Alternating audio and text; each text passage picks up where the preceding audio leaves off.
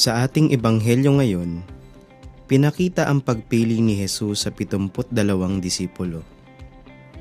Sila ay sinugo niya ng dala-dalawa upang mangaral, ipahayag ang mabuting balita at magpagaling. Sa buong kwento ng ebanghelyo mula kay San Lucas, nagbibigay ito sa atin ng buong larawan ng misyon ng 72. Halos pareho sa 12 apostoles ang mga tagubilin na kanilang natanggap. Ito ay ang mga sumusunod: buong pagtitiwala sa Diyos, ipahayag ang kanyang kaharian, at ang magpagaling. Ang pagsunod sa mga direktibang ito ang magdudulot ng tagumpay sa kanilang misyon, at sa kanilang pagbabalik ay masaya nilang ibinahagi ito kay Jesus.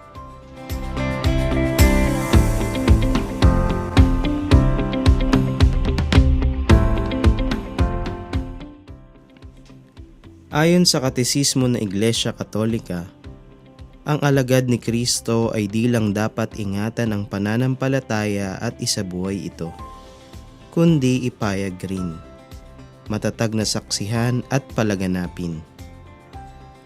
Ang lahat ay kailangan ihanda ang sarili upang parangalan si Kristo sa harap ng mga tao at sundan siya sa daan ng krus sa gitna ng mga pag-uusig na laban sa iglesia. Ano ba ang mahalagang mensahe na dapat ibahagi sa iba ng mga alagad ni Kristo? Ang kaharian ng Diyos ay napakalapit sa inyo. Ito na marahil ang pinakabuod na mensaheng dapat ibahagi ng isang alagad. Ibig sabihin, ang Diyos ay malapit ng mamagitan sa isang tiyak na paraan sa kanilang buhay at upang bigyan sila ng tunay na kapayapaan, kaganapan ng buhay na kanilang hinahanap. Ito ang dapat sabihin ng mga alagad sa mga tao saan man sila magkatagpo, sa kanilang mga bahay, sa mga lansangan, sa mga pamilihan ng kanilang mga bayan. Ang mensahe ay napakahalaga, kaya dapat ipahayag ng walang pagkaantala. Humayo kayo, isinusugo ko kayong parang mga tupa sa gitna ng mga asong gubat. Huwag kayong magdala na lalagyan ng pera, balutan o sandalyas. Huwag na kayong tumigil upang bumati kanino man sa daan. Ang pagsusugong ito ni Jesus sa mga alagad ay hindi basta-basta upang sumaksi sa pamamagitan ng mga salita, kundi sa pamamagitan din ng mga gawa. May kasabihan nga tayo sa Ingles, "Action speaks louder than words."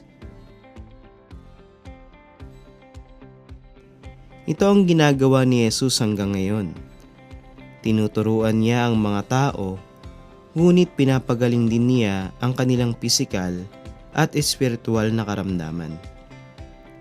Ang mga apostol at mga disipulo sa lahat ng panahon ay inaanyayahan na gawin din iyon. Ang pagpapagaling na hatid nila sa mga tao ay nagpapakita na ang Diyos ay dumating sa kanilang buhay.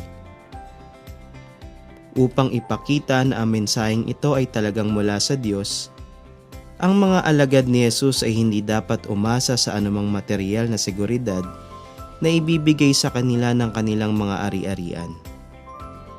Dapat silang umasa sa Diyos na nagkakaloob sa kanila sa pamamagitan ng kabutihang loob ng mga taong tatanggap sa kanila.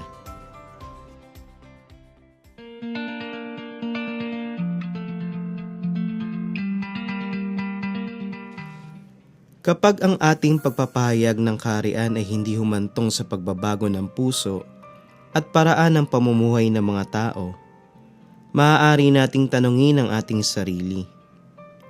Talaga bang ipinapahayag natin si Jesus at ang kanyang kaharian o ang ating sarili?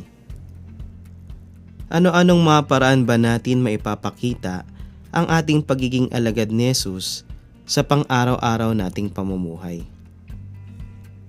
Una, ay sikaping iugat ang sarili sa ugnayan sa Diyos sa pamamagitan ng palagiang pananalangin at pagtanggap sa mga sakramento ng Santa Iglesia Katolika. Ikalawa, magkaroon ng magandang ugnayan sa pamilya, kapitbahayan, pamayanan, at sa mga lugar na may nakakasalamuhang kapwa-tao. At ikatlo, pagpapakita ng malasakit sa mga nangangailangan at nagbabahagi ng kung anumang meron siya, material man ito o talento.